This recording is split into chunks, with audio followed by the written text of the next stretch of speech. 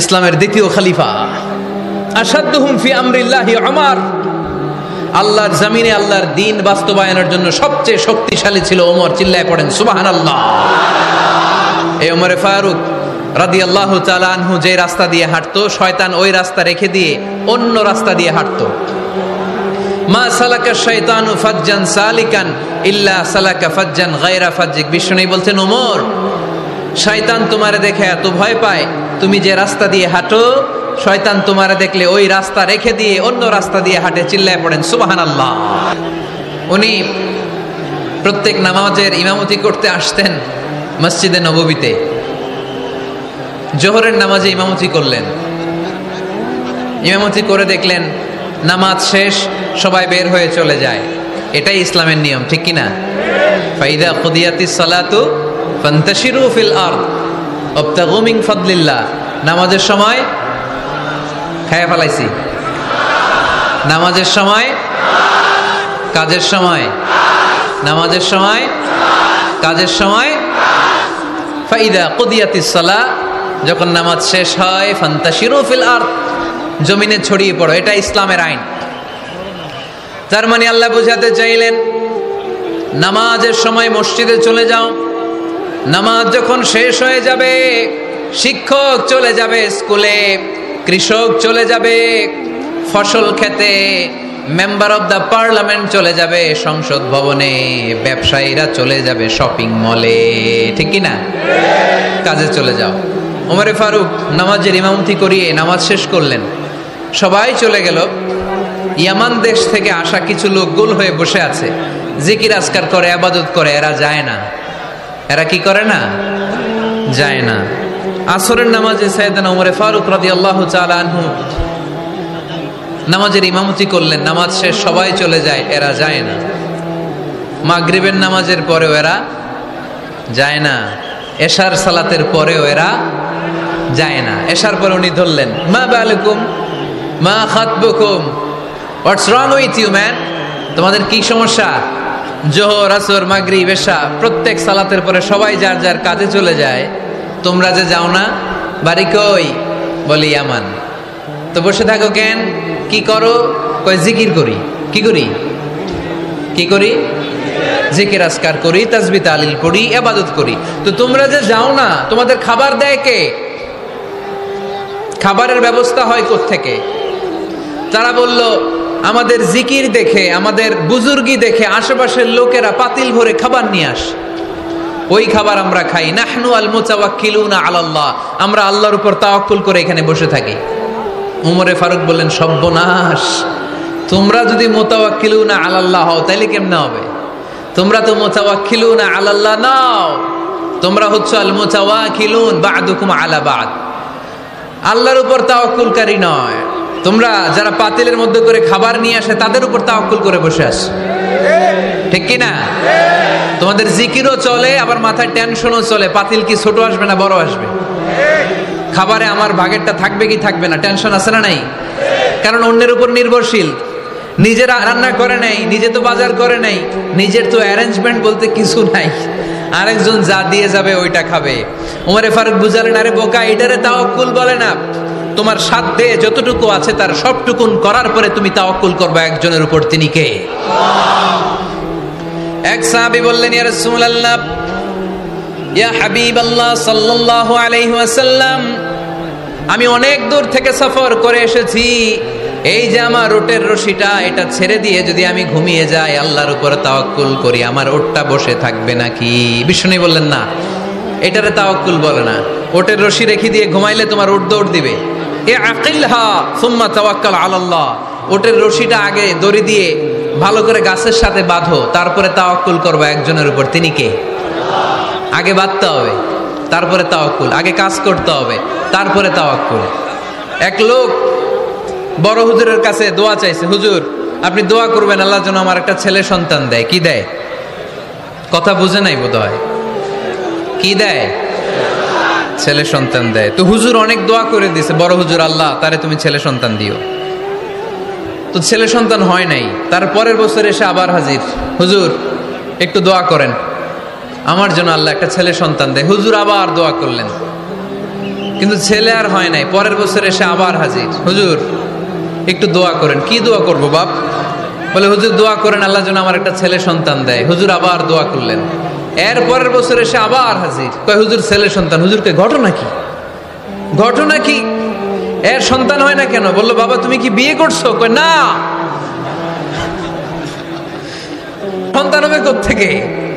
আগে তো বিয়ের পর্বটা সার, তারপরে তাওয়াক্কুল করবি কার উপর?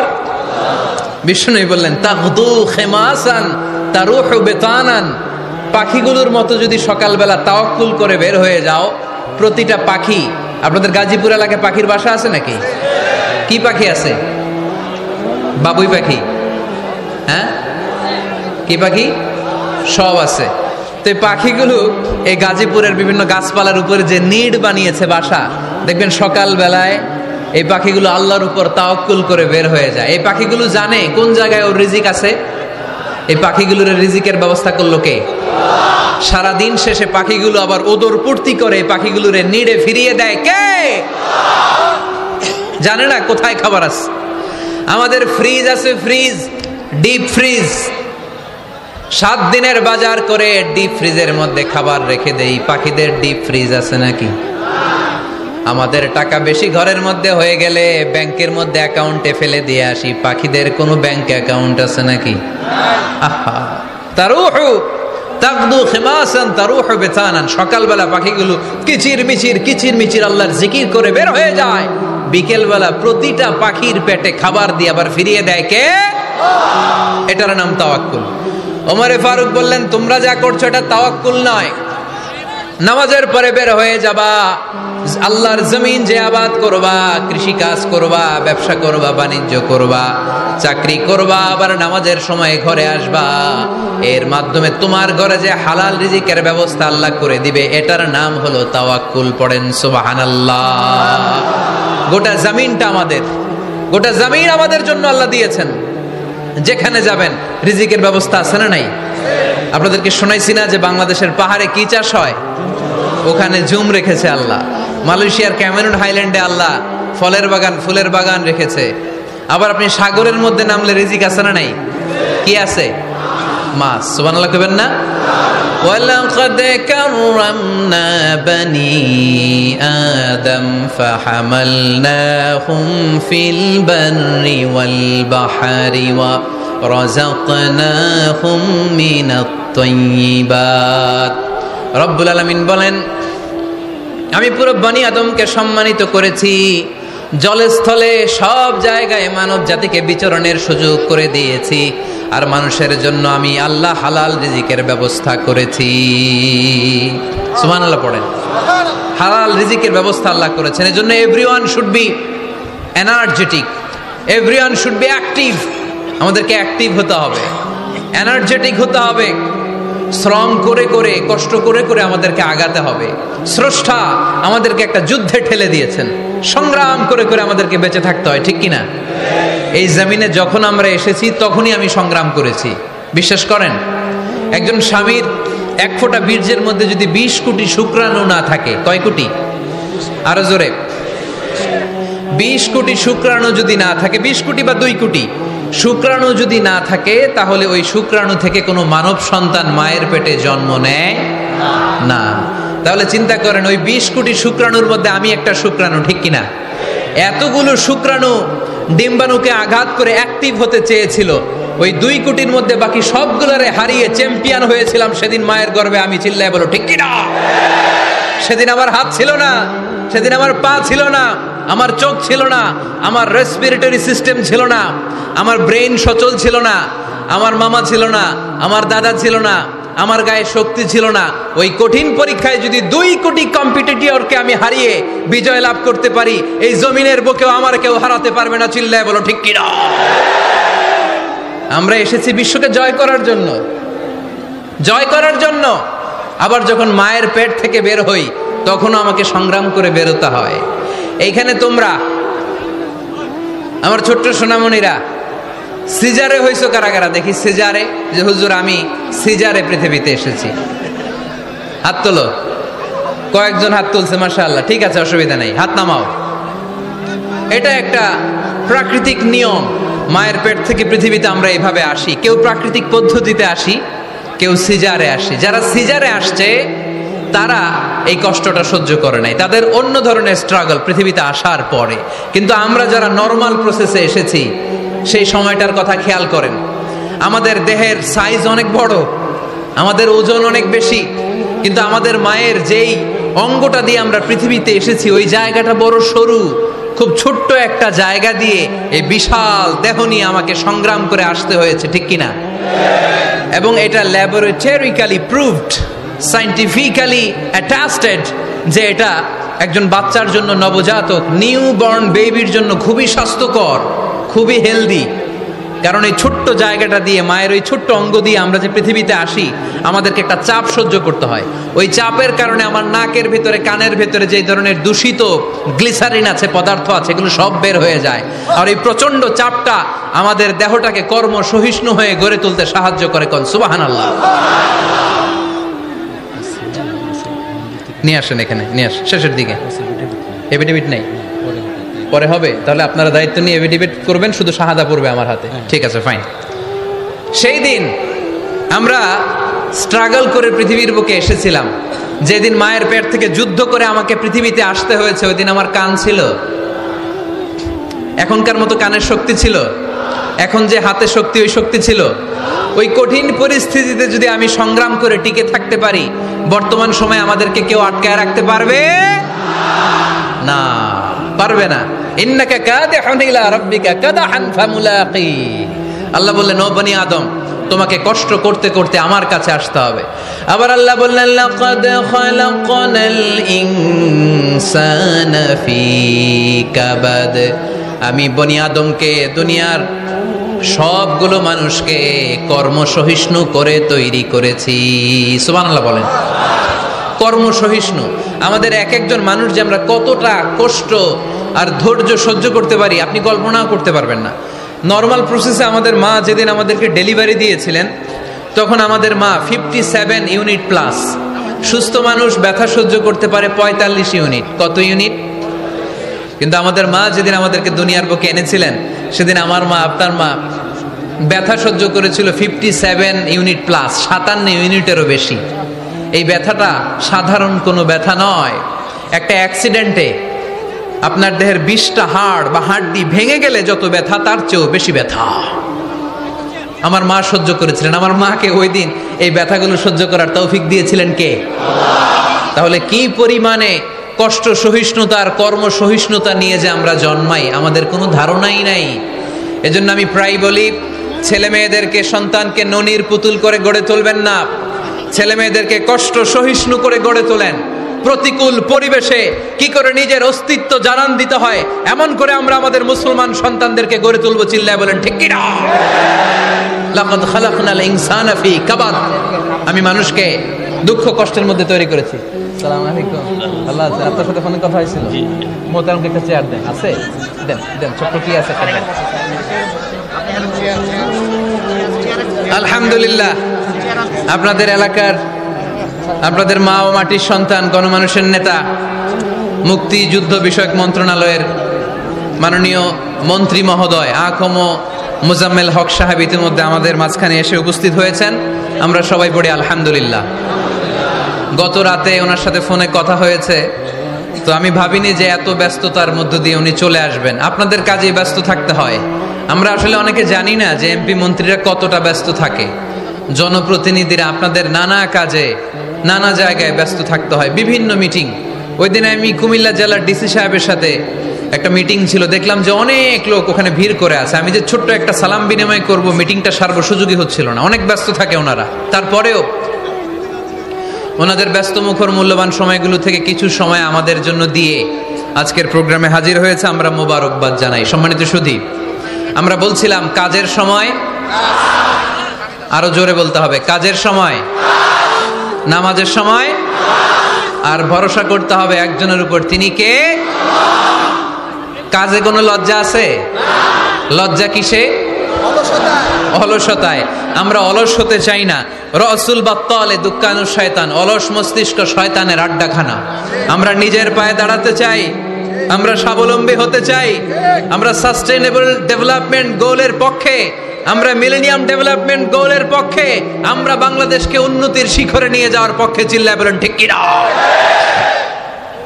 আমরা আগে দুনিয়ার কল্যাণ চাই, এটা ইসলামের নিয়ম। আগে কি আখেরাত চাই না আগে দুনিয়া চাই? জোরে বলেন। আরে দুনিয়াতে ভালো থাকলেই তো আখেরাতে ভালো থাকবেন। এজন্য আল্লাহ আমাদেরকে শিখালেন, পড়ো রব্বানা আতিনা ফিদ দুনিয়া হাসানাহ ওয়া ফিল আখিরাতি হাসানাহ ওয়া কিনা আযাবান নার।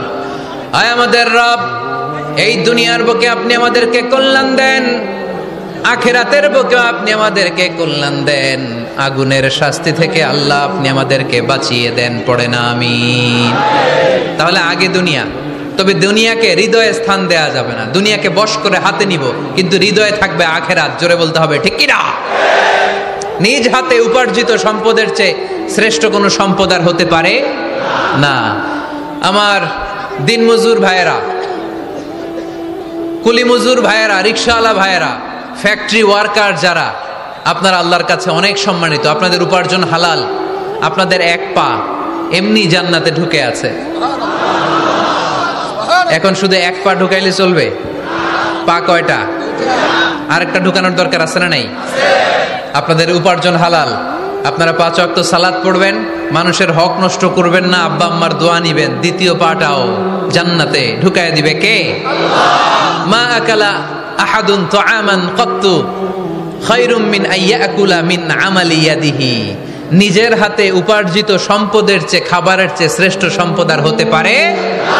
আমার রিকশাওয়ালা ভাই, তার উপার্জন হালাল না হারাম? আমার কুলি মজুর ভাই, উপার্জন হালাল না হারাম? মাথার গাম পায়ে ফেলে ফ্যাক্টরি ওয়ার্কাররা যে বেতনটা পায়, এটা হালাল না হারাম? তাদের দোয়াকে কবুল করে নিবে কে? এজন্য যুবক ভাইরা, never under estimate any job. কোন জবকে, কোন চাকরিকে ছোট করে দেখার সুযোগ নাই। কারণ আমার উপার্জন হালাল হলেই ওই হালাল উপার্জনে বরকত দিবে কে? Whether it's the small or big, you don't care. এটা তোমার কেয়ার করার দরকার নাই। চাকরি পেলেই একটা ঢুকে যাবা, চাকরি পেলেই ঢুকে যাবা। কারণ আমাদের চাকরির বাজার মন্দা। আমাদের বাংলাদেশ, ভারতে কোন একটা চাকরির জন্য চেয়েছে 8 পাস, ওইখানে অ্যাপ্লাই করে ডক্টরেট ডিগ্রি দাঁড়িয়ে আসে না নাই? এত কষ্ট করে চাকরি পাওয়া পৃথিবীর কোথাও লাগে না। কারণ আমাদের পপুলেশন বেশি, তাই চাকরির জন্য আমাদের বসে থাকা লাগবে না। আমাদেরকে উদ্যোক্তা হতে হবে, আমাদের এন্টারপ্রেনার হতে হবে। শুরুতে যেটা বলেছিলাম, আমাদের আইডিয়াকে কাজে লাগাতে হবে, ঠিক কিনা? আর যাই করব আমরা ভালোভাবে করব। ভালোভাবে করলে ওই কাজে বরকত দেয় কে? ভালোভাবে করার জন্য আল্লাহ তাআলা সূরাতুল মুলকে আমাদেরকে গাইডলাইন দিয়েছেন। রব্বুল আলামিন বলেন, আল্লাযী খালাকাল মাউতা ওয়াল হায়াতা লিয়াবলুয়াকুম আইয়ুকুম আহসানু আমালা।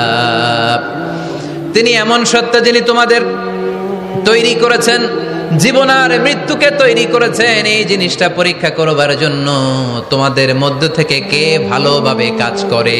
সুবহানাল্লাহ। কে বেশি আমল করে, আল্লাহ এটা বলছে, নাকি কে ভালো আমল করে? কথা কি বুঝতেছেন? যদি বেশি আমল করার কথা আল্লাহ বলতো, তাহলে এই আয়াতটা হতো লিয়াবলুয়াকুম আইয়ুকুম আকসারু আমালা। কিন্তু আল্লাহ কি এই আয়াতে আকসারু আমালা বলেছে? আলেম যারা আছেন তারা আমার সাথে সাথে বলেন, আল্লাহ কি আকসারু আমালা বলেছে? আল্লাহ কি বলেছে? লিয়াবলুয়াকুম আইয়ুকুম আহসানু আমালা। কে ভালো করে কাজ করে, উইথ প্রফেশনালিজম। আপনি যেটাই করেন না কেন, আপনাকে প্রফেশনালিজমের সাথে করতে হবে, তাহলে ওই কাজে বরকত দিবে কে? ছোট হোক বড় হোক, এটা কোনো সমস্যা? যাই করি না কেন কিভাবে করব?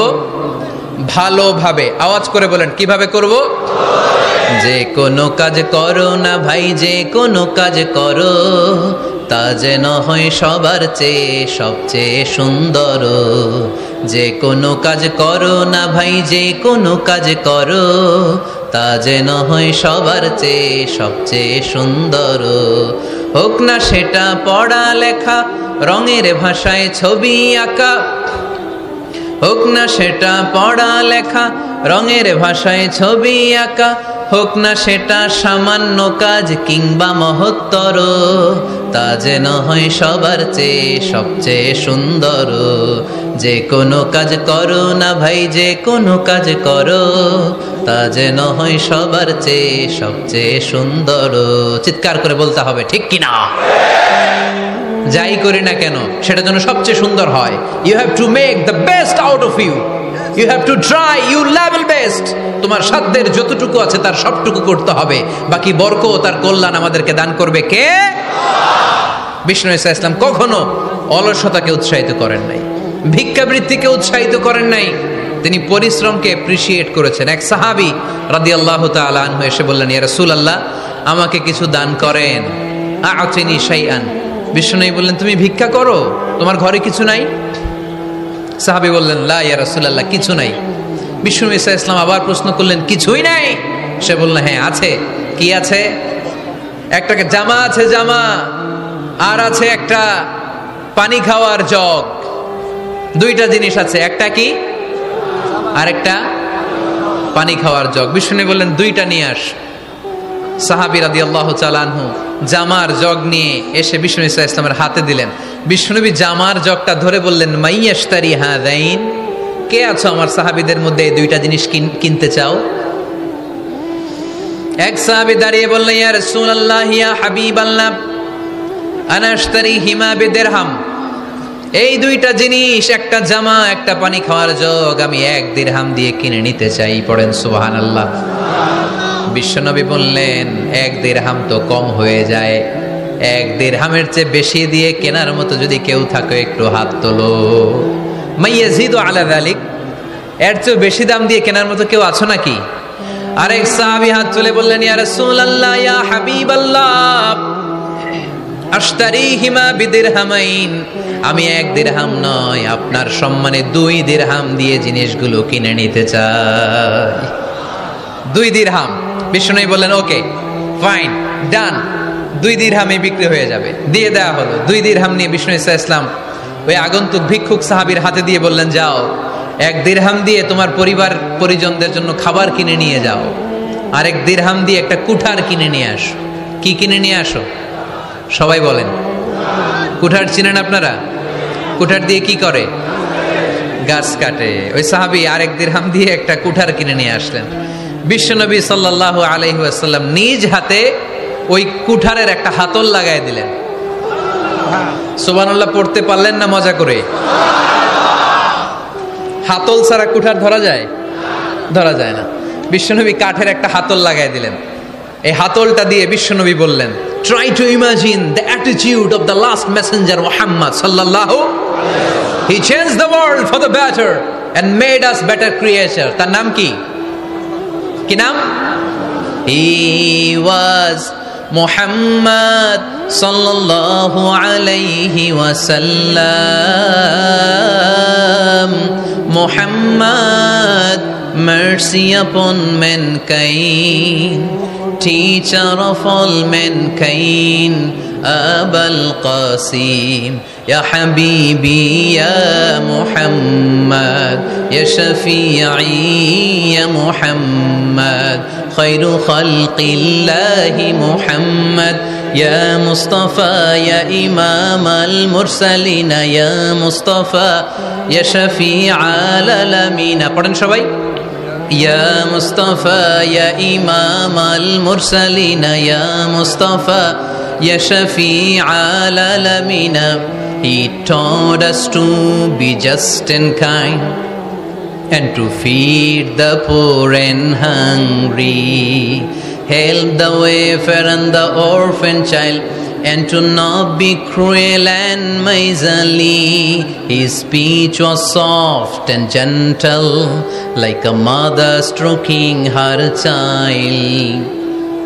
His mercy and compassion were most radiant when his smile was Muhammad sallallahu alayhi wa sallam.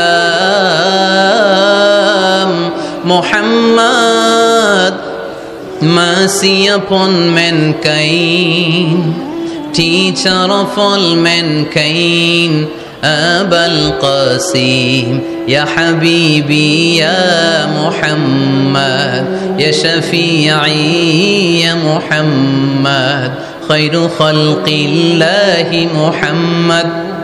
পড়েন সবাই, ইয়া মুস্তাফা ইয়া ইমামাল মুরসালিন ইয়া মুস্তাফা ইয়া শাফিআল আলামিন ইয়া মুস্তাফা ইয়া ইমামাল মুরসালিন ইয়া মুস্তাফা ইয়া শাফিআল আলামিন মুহাম্মদ। সুবহানাল্লাহ পড়েন। হি ওয়াজ মুহাম্মদ সাল্লাল্লাহু আলাইহি ওয়াসাল্লাম। বিশ্বনবী নিজ হাতে ওই সাহাবীর কুঠারের ভেতরে একটা হাতল লাগাইয়া দিলেন। ঘটনা মনে আছে নাকি নাশিদ শুনে ভুলে গেছেন? ঘটনা মনে আছে সবার?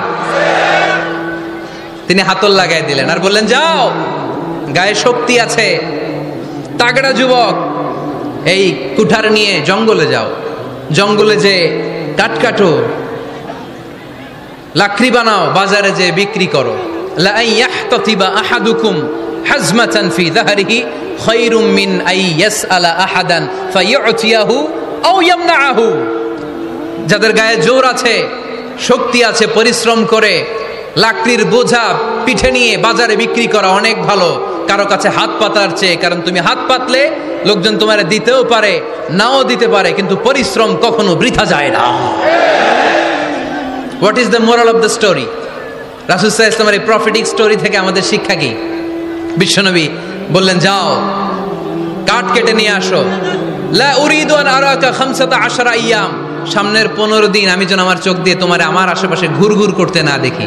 সাহাবী চলে গেলেন, কাঠ কাটতে আরম্ভ করলেন, বাজারে বিক্রি করতে আরম্ভ করলেন। 15 দিনের ব্যবধানে 10 দিরহাম নিয়ে বিশ্বনবীর দরবারে ওই সাহাবী হাজির হয়ে গেলেন।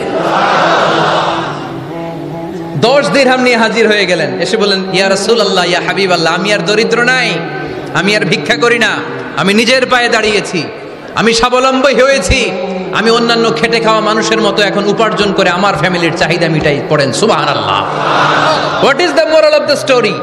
এই প্রফেটিক স্টোরি থেকে আমাদের জন্য শিক্ষা হচ্ছে, বিষ্ণু ঈসা ইসলাম চাইলেই ওই 2 দিরহাম দিয়ে বলতে পারতেন, যাও, এটা দিয়ে খাবার কিনে খাও। দুপুরবেলা খাইতো, রাত্রেবেলায় আবার জাকাতের লাইন ধরতো। কথা কন। তার মানে বিষ্ণু ঈসা ইসলাম কাজের প্রতি উৎসাহিত করেছেন। 2 নাম্বার লেসন বা শিক্ষা হচ্ছে, বিশ্বনবী সাল্লাল্লাহু আলাইহি ওয়াসাল্লাম পার্মানেন্ট সলিউশন করে দিয়েছেন, স্থায়ী সমাধান। ঠিক কিনা? আমরা প্রায় জাকাতের শাড়ি দেই, লুঙ্গি দেই, আছে না নাই? আলহামদুলিল্লাহ, আপনাদের গাজীপুরে বোধহয় এগুলো নাইটাই, এখানে নাই, আছে? যদি থেকে থাকে এই ট্র্যাডিশন আপনারা বন্ধ করবেন। জাকাতের শাড়ি বলতে কোনো শাড়ি নাই, জাকাতের লুঙ্গি বলতে কোনো লুঙ্গি নাই। কারণ জাকাতের শাড়ি আর জাকাতের লুঙ্গি যদি আপনি বিতরণ করেন আর সামান্য সয়াবিন তেল আর চাল ডাল যদি আপনি প্যাকেট করে দিয়ে দেন, তাহলে 1 মাস পরে আবার যে সে আরেক জায়গায় জাকাতের লাইনে দাঁড় হয়ে যাবে। চিল্লা এখন, ঠিক কিনা? এজন্য আপনাকে পার্মানেন্ট সলিউশনের ব্যবস্থা করতে হবে। আমি সব জায়গায় বলি যে প্রতিটি জেলার বিজনেস ম্যাগনেট যারা আছেন তারা সবাই মিলে একটা জাকাত ম্যানেজমেন্ট প্ল্যাটফর্ম গড়ে তুলুন। সেখান থেকে এমনভাবে জাকাত দিন যাতে মানুষ স্বাবলম্বী হতে পারে। স্বাবলম্বী বানানোর জন্য, দারিদ্র বিমোচনের জন্য জাকাত এসেছে, জাকাতের শাড়ি লুঙ্গি বিতরণের জন্য নয়। আর জাকাতের শাড়ি এত পাতলা, মশারি কি পাতলা, এর চেয়েও পাতলা। দেখছেন কখনো? এটারে একবার ধোয়ার পরে দ্বিতীয়বার পরা যায় না। একবার ধোয়ার পরে শাড়ির দিকে তাকাইলে শাড়ি আমনের দিকে ভেসকি মেরা থাকবো। কথা বলেন, ঠিক কিনা? এইভাবে শাড়ি লুঙ্গি দেয়া যাবে? এভাবে তো শাড়ি লুঙ্গি বিতরণ করলে যারা লাইন ধরে জাকাত নিতে আসলো, এই আল্লাহর বান্দাদেরকে অপমান করা হয়। আর আল্লাহ বললেন, ওয়ালাকাদ কাররামনা বানি আদম, আমি পুরো বানি আদমকে সম্মানিত করেছি। ফেরেশতার সম্মান বেশি না মানুষের? বুঝা শোনা বললেন, কার? তুমি মাটির আদমকে প্রথম সৃষ্টি করিয়া ঘোষণা করিয়া দিলে শ্রেষ্ঠ বলিয়া, তাই তো নূরের ফেরেশতা করে আদমকে সেজদা। সুবহানাল্লাহ পড়েন। তাই তো নূরের ফেরেশতা করে আদমকে সেজদা, সবার চেয়ে সম্মান দিলে মাটির আদমকে। পড়েন, আল্লাহু আল্লাহু তুমি জাল্লে জালালুহু, শেষ করা তো যায় না গে তোমার গুণগান। আল্লাহু আল্লাহু, সুবহানাল্লাহ পড়েন। আহা, মানুষের মর্যাদা সবচাইতে বেশি। এজন্য জাকাত যারা নিতে আসে তাদেরকে অপমান করা যাবে না। এর কারণ জাকাত দিয়ে আপনি কোনো করুণা করেননি, বরং ওরা জাকাত নিয়ে আপনাকে এই ফরজ ইবাদত করার সুযোগ করে দিয়ে আপনার প্রতি করুণা করে গিয়েছে। আওয়াজ করে বলেন ঠিক কি না? অনেকে মনে করে আমি জাকাত দিয়ে আমি মনে হয় দয়া করছি, আমি মনে হয় করুণা করছি। আচ্ছা, যারা গরিব ওরা যদি জাকাত না নেয় ওর সমস্যা আছে? নিমুনা জাকাত। কিন্তু আমি যদি বলি দিমুনা, আমার খবর আছে না নাই? আমার জন্য দেয়া ফরজ, ওর জন্য নেয়া ফরজ না। তাই আমি দিয়ে করুণা করিনি, ও আমার কাছ থেকে জাকাত নিয়ে জাহান্নামের আগুন থেকে আমাকে বাঁচিয়ে ও আমাকে দয়া দেখিয়েছে।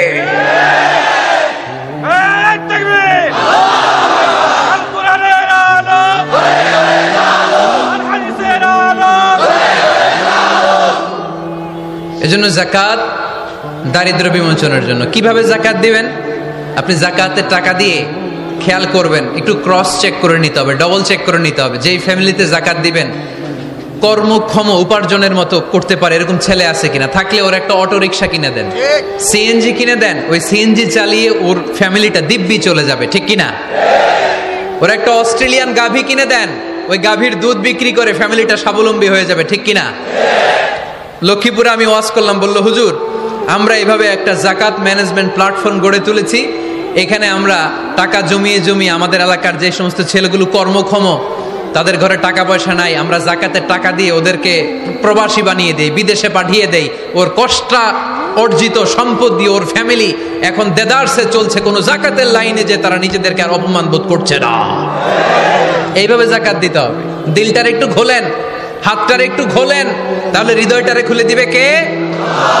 দে জাকাত, দে জাকাত তোরা দে রে জাকাত, দে জাকাত, দে জাকাত তোরা দে রে জাকাত। তোর দিল খুলবে পরে, আগে খুলু খাত। দে জাকাত, দে জাকাত তোরা দে রে জাকাত। পড়েন আমিন। এই জাকাতের মাধ্যমে আমরা আমাদের বাংলাদেশকে স্বাবলম্বী করতে চাই। রাজি আছেন সবাই? সংঘবদ্ধ প্রচেষ্টায় জাকাত আদায় করতে রাজি আছেন? বিশ্বনবী সাল্লাল্লাহু আলাইহি ওয়াসাল্লাম চাইলে এই 2 দিরহাম দিয়ে বিদায় করে দিতে পারতেন, কিন্তু বিশ্বনবী সাল্লাল্লাহু আলাইহি ওয়াসাল্লাম তাকে কাজের প্রতি উৎসাহিত করলেন, পার্মানেন্ট সলিউশন দিলেন। এজন্য অলসতার সাথে ইসলামের কোনো সম্পর্ক আছে? আওয়াজ করে বলেন, অলসতার সাথে সম্পর্ক আছে? অলসতাকে যেন আজকে আমরা কি বলে দিছিলাম? ভুলে গেছি? আরো জোরে। অলসতাকে আজকে আমরা নো বলে দিছি। আমরা কর্মক্ষম। আরে অলস তো হয় মুনাফিকেরা, অলস হয় কারা? وَإِذَا قَامُوا إِلَى الصَّلَاةِ قَامُوا كُسَالَى يُرَاءُونَ النَّاسَ وَلَا يَذْكُرُونَ اللَّهَ إِلَّا قَلِيلًا। সুবহানাল্লাহ পড়েন। মুনাফিকরা যখন নামাজে দাঁড়ায় অলস হয়ে দাঁড়ায়, সোজা হয়ে দাঁড়ায় না। মসজিদে নববীর কাতারগুলোর মধ্যে মুমিনদের সাথে যখন মুনাফিকেরা দাঁড়াতো, অলসের মতো দাঁড়াতো, দেয়ালের মধ্যে হেলান দিয়ে দাঁড়াতো। এরকম আছে না অনেকে অলস? কিন্তু আমরা যারা মুমিন, আমরা নামাজে দাঁড়ালে কি আমাদের হৃদয়ে অলসতা আসে নাকি হৃদয়টা সজীব হয়ে ওঠে? আমাদের হৃদয়কে নামাজে দাঁড়ালে সজীব করে দেয় কে? কিদু শাইতানু আলা কাফিয়াতি রাসি আহাদিকুম ইদা হুয়া নাম। আমরা যখন রাতে ঘুমোতে যাই, শয়তান আমাদের মাথার পিছনে অলসতার 3টা গিট মারে। কি মারে? এই যে রশি দিয়ে এরকম বাঁধে, যে এটারে গাজীপুরে আপনারা কি বলেন? গিট্টু। হ্যাঁ, গিট্টু। আচ্ছা, তো শয়তান আমরা যখন ঘুমোতে যাই আমাদের মাথার পেছনে অলসতার 3টা গিট্টু মারে। আমরা যখন ঘুম থেকে উঠে ফাইনিস্তাইকাযা ওয়া যাকারাল্লাহ, ঘুম থেকে ওঠার দোয়া পড়ে আলহামদুলিল্লাহিল্লাযী আহইয়ানা বা'দা মা আমাতানা ওয়া ইলাইহিন নুশুর, আমরা ঘুমালেই 3টা গিট্টু মেরে শয়তান একটা মন্ত্র পড়ে দেয়, আলাইসা লাইলুন তাওয়িলুন ফারকুদ। আরে ঘুমা, অনেক লম্বা রাত। আরে ঘুমা, অনেক লম্বা রাত। আরে আরামসে ঘুম মার, অনেক লম্বা রাত। এই মন্ত্র পড়ে 3টা গিট মারে। আমরা যখন ঘুম থেকে উঠে ঘুমের দোয়া পড়ে ফেলি, একটা গিট্টু খুলে দেয় কে? আবার ঘুম থেকে উঠে দোয়া পড়ার পরে ফাইদা তাওয়াদ্দা ইন হাল্লাত উকদা, ওয়াশরুমে ঢুকে ইস্তেনজা করে যখন আমরা ওযু করে ফেলি, অলসতার 2য় গিট্টু খুলে দেয় কে? ফাইন সাল্লাত ইন হাল্লাত উকদা, ওযু করার পরে মুসাল্লা বিছিয়ে যখন নামাজের জন্য দাঁড়িয়ে যায়, অলসতার 3 নাম্বার গিট্টুটাও খুলে দেয় কে? ফাসবাহা নাশীতান তাইয়িবান নাফস, he become enthusiastic, he become very active, he become very energetic. Vishnu Isa Islam বললেন তখন সে এনার্জেটিক হয়ে ওঠে, অ্যাক্টিভ হয়ে ওঠে, সজীব হয়ে ওঠে। তাহলে সালাত আমাদেরকে অলস বানায় না, সালাতে আমরা সজীব হই। সালাতে অলস হয় যারা মুনাফিক, তারা। চিল্লায় বলেন ঠিক কি না? এজন্য বিশ্বনবী বললেন কাজে লজ্জা নাই, আমি কাজ করে খাই। মা বাসাল্লাহু নাবিয়ান ইল্লা রাআল গানাম। বুখারীর বর্ণনায় বিশ্বনবী বললেন পৃথিবীর বুকে এমন কোন নবী নাই যেই নবীকে দিয়ে আল্লাহ ছাগল চড়ায় নাই। সুবহানাল্লাহ পড়েন। মা বাসাল্লাহু নাবিয়ান ইল্লা রাআল গানাম, ছাগল চড়ায় নাই এমন কোন নবী পৃথিবীতে আসে? সাহাবারা বললেন ইয়া রাসূলুল্লাহ, বলেন কি আপনিও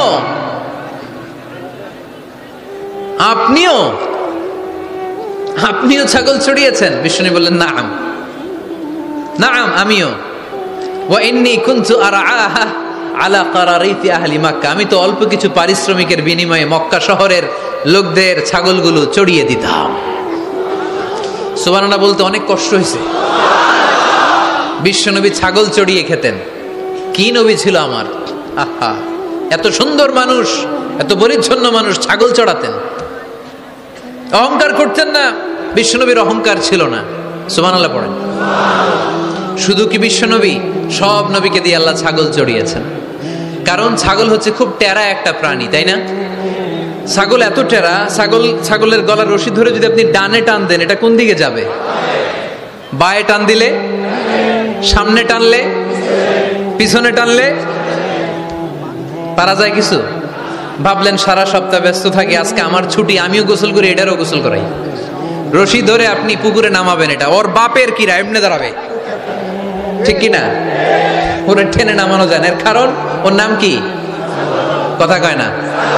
এজন্য আমরা বলি পাগলে কি না কয়, ছাগলে কি না খায়। ও বুঝে না তো, ওর ভালো চাইলে ও বুঝতে চায় না। আল্লাহ বুঝাতে চাইলেন নবীরা ছাগল চড়াও, সবচেয়ে টেরা প্রাণী। ছাগল চড়ায় তোমাদেরকে ট্রেনিং পিরিয়ড শেষ করছি, কারণ এরপরেও ছাগলের চেয়ে আরেকটা টেরা প্রাণী আছে মানব জাতি, এদেরকে চড়াইতে হবে। যদিও মানুষ আশরাফুল মাখলুকাত, কিন্তু মানুষের মধ্যে ছাগলের চেয়ে টেরা কিছু আছে না নাই? উলাইকা কাল আনআম বাল হুম আদাল, এরা ছাগল নয়, এগুলো ছাগলের চেয়েও নিকৃষ্ট। চিল্লায় বলেন ঠিক কি না? এমন কোন নবী নাই যেই নবী ছাগল চড়ায় নাই। সুবহানাল্লাহ পড়তে হবে। সব নবীরা কাজ করে খেয়েছেন। সাইয়েদনা আদম আলাইহিস সালাম, ইব্রাহিম আলাইহিস সালাম চাষাবাদও করেছেন। সাইয়েদনা মুসা আলাইহিস সালাম চাষ করেছেন। দাউদ আলাইহিস সালাম নিজ হাতে বর্ম বানিয়েছেন, ছুরি বানিয়েছেন। আওয়াজ করে পড়েন সুবহানাল্লাহ। তাহলে কাজে কোনো লজ্জা আছে? লজ্জা কিসে? আর আজকের মাহফিল থেকে অলসতাকে আমরা কি বলে দিয়েছি? কাজের সময়, নামাজের সময় কাজে কোনো লজ্জা নেই। বিষ্ণু ঈসা ইসলাম কাজ করে খেতে বলেছেন। প্রিয় ভাইয়েরা, বেশিরভাগই এখানে ফ্যাক্টরি ওয়ার্কার। আপনারা হাত তুলে আমাকে জানান দিয়েছেন শুরুতে। কর্মজীবী মানুষদেরকে বিশ্বনবী এত ভালোবাসতেন, মেহনতি মানুষদেরকে এত পছন্দ করতেন। বিদায় হজের ভাষণেও বাদ যায়নি মেহনতি মানুষদের কথা। তিনি বলেছেন খবরদার খারাপ আচরণ করবে না, নিজেরা যা খাবে তাদেরও তা খাওয়াবে, নিজেরা যা পড়বে তাদেরকেও তা পড়াবে। আতুল আজিরা আজরাহু ক্বাবলা আইয়াজিফা আরাকু, সুনানে ইবনে মাজার হাদিস। শ্রমিকের ঘাম শুকিয়ে যাওয়ার আগে তার পারিশ্রমিক দিয়ে দাও। আবার বিশ্বনবী বললেন খবরদার, সালাসাতুন আনা খাসমুহুম, কিয়ামতের দিন 3 শ্রেণীর ব্যক্তির বিরুদ্ধে আমি আল্লাহ নিজে মামলা দায়ের করব। এক শ্রেণীর ব্যক্তি হচ্ছে রাজুলুন ইস্তাওফা আজিরান, ইস্তাআজারা আজিরান ফাস্তাওফা মিনহু ওয়া লাম ইয়াতি আজরা। যে ব্যক্তি শ্রমিক ভাড়া করে কাজ করালো কিন্তু তার টাকা দেয় নাই, তার পারিশ্রমিক দেয় নাই, আল্লাহ বলেন কিয়ামতের দিন তোর বিরুদ্ধে আমি দাঁড়াবো। I will be against you in the day of judgement. কেউ তোরে কিয়ামতের দিন সাহায্য করে ছুটাতে পারবে না। এজন্য খবরদার, শ্রমিকদের সাথে খারাপ আচরণ করবেন না। আবার শ্রমিক ভাইরাও যারা আছেন, আপনাদের ডিউটি যত ঘন্টা ঠিক তত ঘন্টাই পালন করতে হবে, তা না হলে কিন্তু আপনাদের উপার্জন হালাল হবে না। বিশ্বনবী ইসলামের সাথে বিশ্বনবী ইসলামের কর্মচারীর কি ঘটেছিল, এই ঘটনাটা বলেই আজকে আমরা শেষ করব। আওয়াজ করে পড়েন ইনশাআল্লাহ। আমরা অনেকে মাইক পেলে বড় বড় ভাষণ দেই, কাজের মেয়েদের সাথে খারাপ আচরণ করবেন না, শ্রমিকদের অধিকার, নারীদের অধিকার, বড় বড় এরকম বক্তব্য আছে না নাই? বিশ্বনবী শুধু শ্রমিকদের অধিকারের কথা বক্তব্যের মধ্যে সীমাবদ্ধ রাখেন নাই, ওনার ব্যক্তিগত জীবনেও এগুলো পাবেন। বিশ্বনবী সাল্লাল্লাহু আলাইহি সাল্লামের অ্যাপয়েন্ট করা শ্রমিক, ওনার দাস, ওনার কর্মচারী সাহাবীর নাম ছিল আনাস রাদিয়াল্লাহু তাআলা আনহু। কি নাম ছিল? উনি বিশ্বনবীর ব্যাপারে কি কমেন্টস করছে আমরা শুনে আজকের আলোচনার ইতি টানবো। আওয়াজ করে পড়তে হবে ইনশাআল্লাহ।